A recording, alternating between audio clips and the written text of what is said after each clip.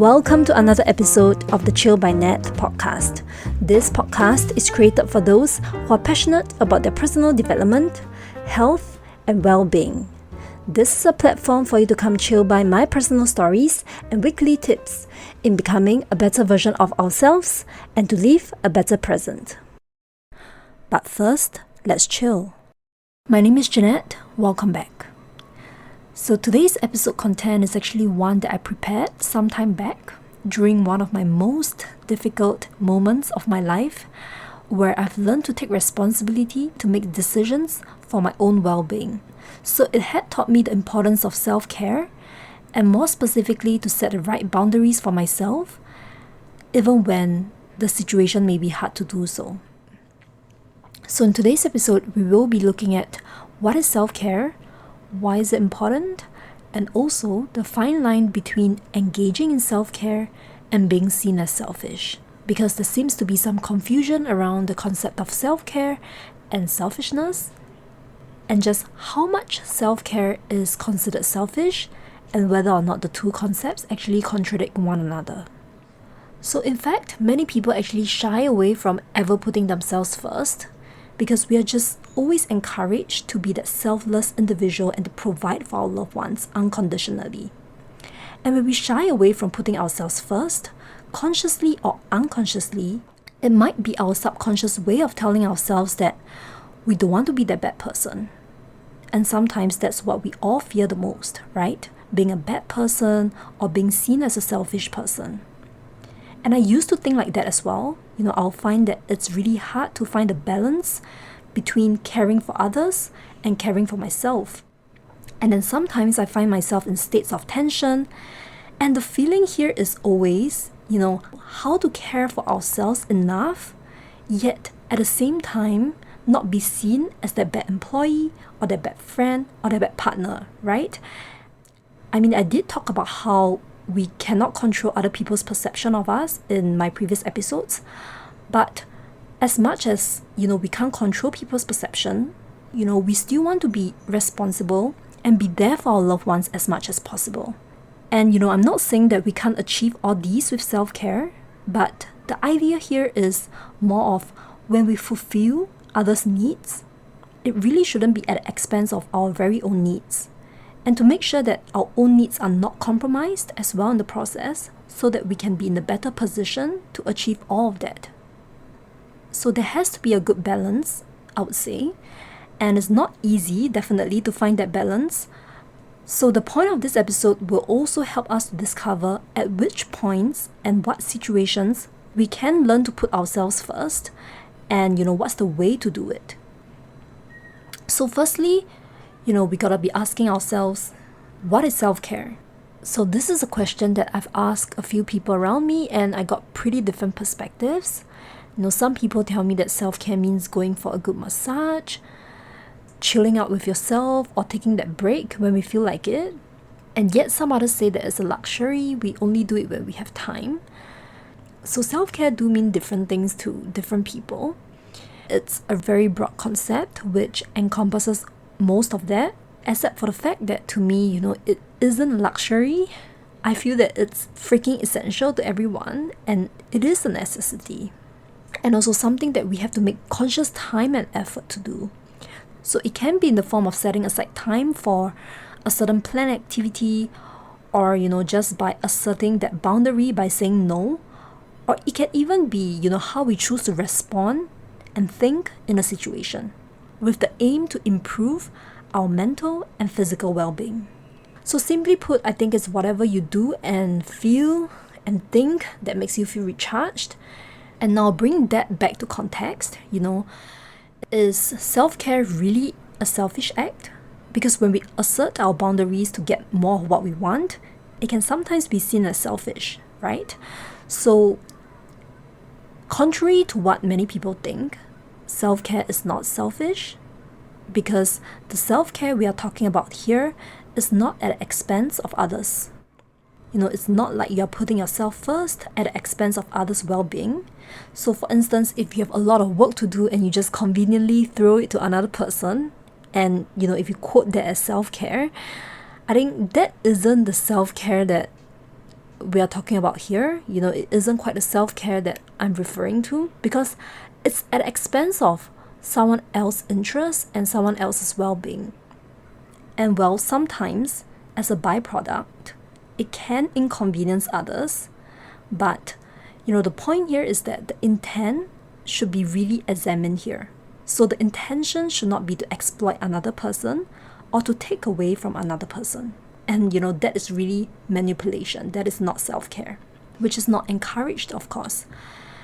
So for instance, if you have a lot of work to do and if you find it really overwhelming, you can ask for help. You can ask if someone has the extra capacity to take some load off you, or even you can ask for a shift in your deadlines and reprioritize some of your stuff so that you do not have to tackle all at once. So I would think that is self-care. So it's also about the way we carry out these boundary settings and engaging in self-care. And the intention should never be to make someone's life more miserable. And so the intention really has to be examined. So the self-care we need differs from person to person. Some people might not need that much time to recharge because they have a higher energy capacity, they have more energy as compared to others. They might not need that much time to recharge after an outing. Their emotional well-being might just be at healthier levels. And for others, we might just get more drained out easily.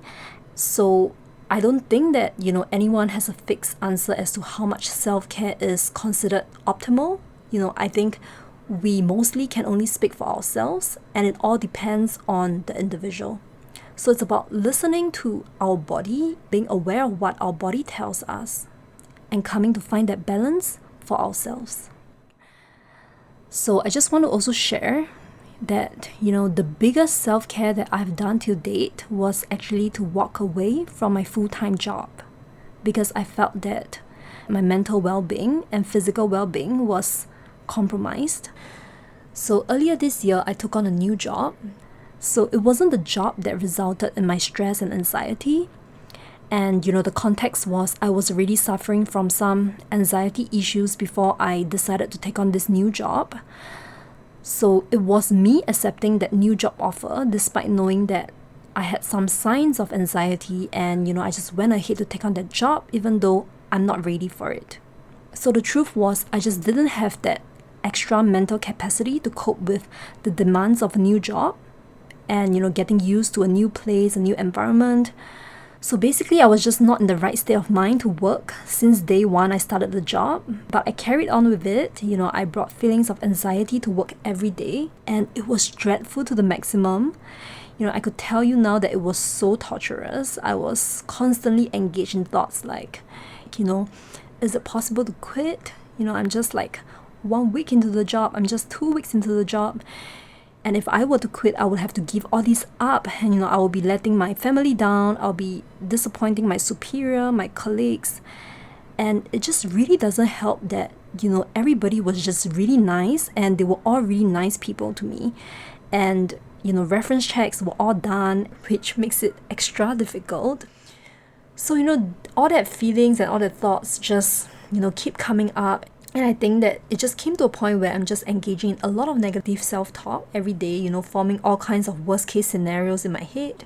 And no matter how I told myself not to give up and, everything will eventually be okay, But nothing seems to change, after a few weeks. And I just think that my situation, in fact, got worse as the day goes. And not long after, which was 1 month into my new job, I finally decided that I couldn't do this any longer. I just seemed to have signs of slight depression, and my situation just got more serious than I expected, because I was just constantly putting others' expectations of me first. I was kind of just feeling numb inside. I was not myself. I felt really disconnected.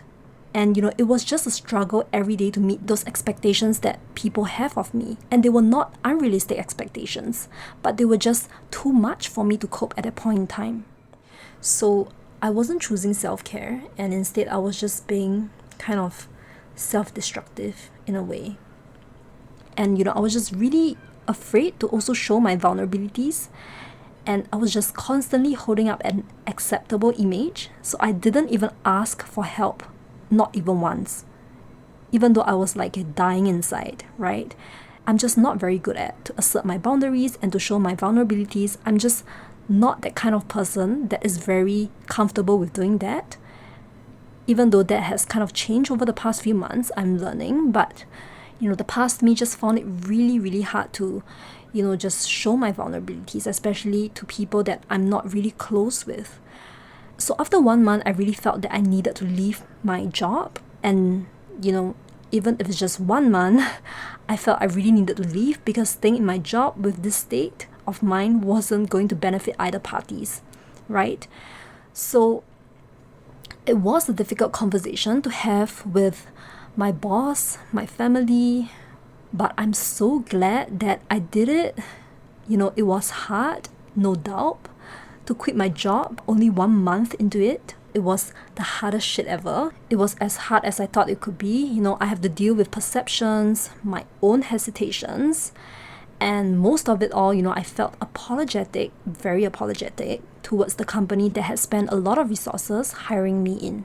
And, as a HR practitioner, I know how it feels to really have a candidate leave after 1 month into the job. It really doesn't feel good for anyone in the team, right? And even for the company. But, the sense of relief that I got afterwards was just indescribable. And I only have one thought after that, and that was, I should have done this earlier. Or rather, it had taught me to not take up new commitments when my body tells me that I'm not ready for it. So if I were to put myself first, in a way where I constantly check in with myself, I would know that I'm not ready for a new job, and probably I would just not take on a new job when I feel that I'm not ready for it. And this wouldn't have happened, and I would have avoided this entire drama and whole inconvenience altogether. So it was really a lesson for me. It was a very big lesson learned, I would say. And to date, I'm glad that I chose self-care over my job. Even I put myself through that 1 month. Eventually, I'm glad that I got out of it. And yeah, I've learned that, self-care is also sometimes making unconventional choices that may affect others' perception of you and probably also your financial income in the short run. But sometimes we really just have to put our well-being first above everything else.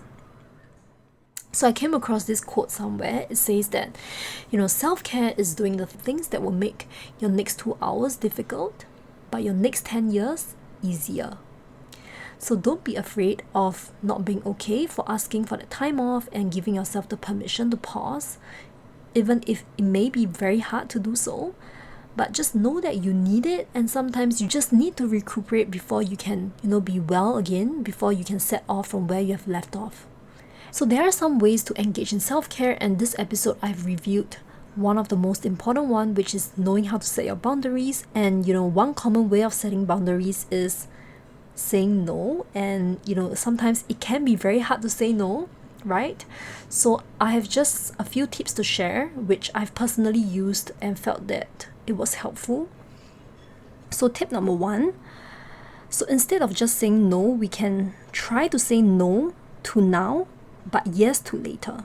So for instance, you can say that I'm exhausted and perhaps I don't have the energy to go out today, but maybe we can try again next week. So, it's assertive, but you're also being positive and kind here.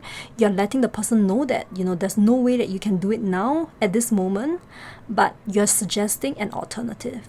And the other person might feel appreciative of that, right?